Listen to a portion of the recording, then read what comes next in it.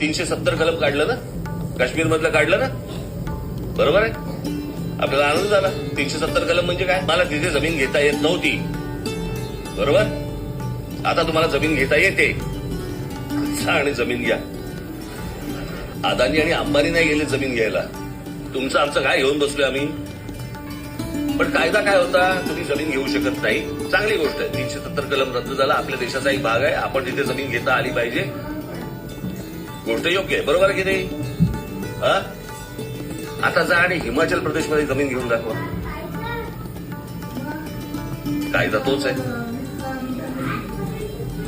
मिझोराम, मणिपूर, आसाम, त्रिपुरा या भागात जमीन घेऊन दाखवा मला तुम्ही. देशाचाच भाग आहे ना. जमीन नाही घेऊ शकत तिकडे तुम्ही.